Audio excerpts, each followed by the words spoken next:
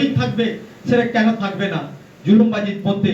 তাই সেই জুলুমবাজিটা নিরসন করতে আমরা আমাদের বিধায়ক মশাইয়ের কাছে আমরা নিবেদন করছি, যাতে আমরা শিক্ষাটাকে এগিয়ে দিতে পারি, শিক্ষাতে কোনো বিরোধী আক্রমণ না হয়, সেটা আশ্বাসটুকু আমি দিতে চাই। মনের ভরসায় আগামী দিনে আমরা 2027 সালের মধ্যে আমরা ইচ্ছা করছি আমাদের ছেলেমেয়েরা তাদের অধিকারবদ্ধ ভালো শিক্ষার মান নিয়ে বিভিন্ন থেকে আসছে, যেমন কোচবিহার থেকে এসেছেন, আমাদের ছেলে পাস করেছেন, এবং আমাদের কল্যাণী নদী থেকে এসেছেন, বিভিন্ন প্রান্ত থেকে আমাদের এসেছেন। গুটি গুটি পায়ে চলতে চলতে সাফল্যের সঙ্গে কালনার বুকে কোয়ালিটি হেলথ কেয়ারের ৫ম বছর পূর্ণ হলো। কালনার একটি বেসরকারি হোটেলে কোয়ালিটি হেলথ কেয়ারের ৫ম বর্ষপূর্তি অনুষ্ঠানটি অনুষ্ঠিত হয়। অনুষ্ঠানে উপস্থিত ছিলেন কালনার বিধায়ক দেবপ্রসাদ বাগ, কালনা হাসপাতালের অ্যাসিস্ট্যান্ট সুপার গৌতম বিশ্বাস, বিবেকানন্দ মিশনের স্বামীজি স্বামী অখিলানন্দ মহারাজ, অন্যান্য বিশিষ্টজনেরা। অনুষ্ঠানে কৃতি ছাত্রছাত্রীদের হাতে সার্টিফিকেট তুলে দেওয়া হয়। কোয়ালিটি হেলথ কেয়ারে বিভিন্ন কোর্স করে ৩৯০ জন পশ্চিমবঙ্গ এবং পশ্চিমবঙ্গের বাইরেও ছাত্রছাত্রীরা কর্মের সঙ্গে যুক্ত রয়েছেন। প্রতিষ্ঠানের ডিরেক্টর সমীর কুমার রায় জানান, কোয়ালিটি হেলথ কেয়ারের এবারের লক্ষ্য হলো গ্রামীণ ইউনিভার্সিটি তৈরি করা। রীতা ভট্টাচার্যের রিপোর্ট, সুন্দর বাংলা নিউজ। মানে আজকে দিনে হচ্ছে কিনা যে কোথায় কার বাড়িতে বোমা পাওয়া গেছে সেই খবরটা আমরা বলবো, কে হচ্ছে কিনা যে একজন হচ্ছে কিনা যে ওই ডাকাতি কেসে ধরা পড়েছে সেই খবরগুলো বলবো।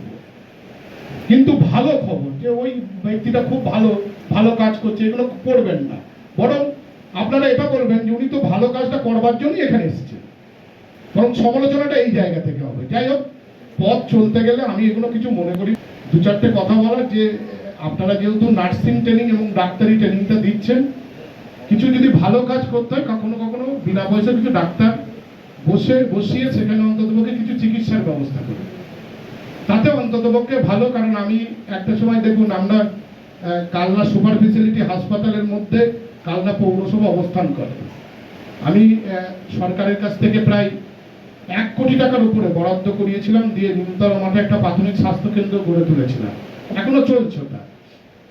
আমি পৌরপতি থাকাকালীন তখন কালনা হসপিটালের সুপার ছিলেন ডাক্তার কৃষ্ণকান্ত বড়াই, তার সঙ্গে আলোচনা করে কালনা শহরের প্রচুর ডাক্তার আছে, দেখবেন আপনারা হয়তো সেই ডাক্তারদের বলেন, মানে আমরা খোলাখুলি ভাষায় বলি যে চশমকর ডাক্তার 500 টাকার নিচে ভিজিট নেন না, গরিব মানুষকে দেখেন না, এত কথা বলেন তো। কিন্তু শুনুন, স্বনামধন্য ডাক্তার।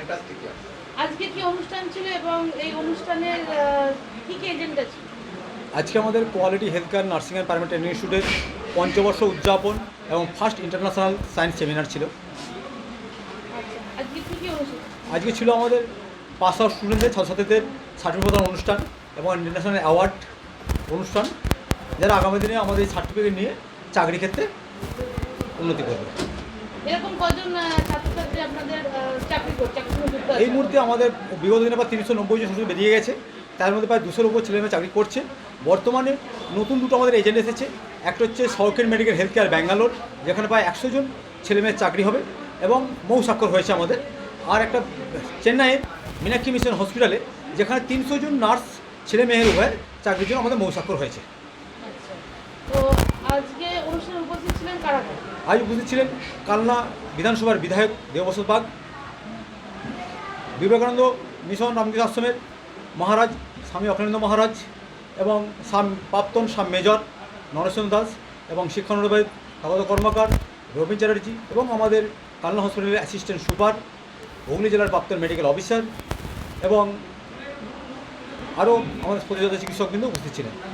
এখান থেকে চাকরি পেয়েছে কতজন এখনো পর্যন্ত কর্মরত রয়েছে? প্রায় 200 জনের মতো কর্মরত রয়েছে। আমার নাম? আমার নাম ডাক্তার সমীর কুমার রায়, আমি প্রতিষ্ঠানের ডিরেক্টর চেয়ারম্যান। বুকে গ্রামীণ ইউনিভার্সিটি গড়ে তোলা,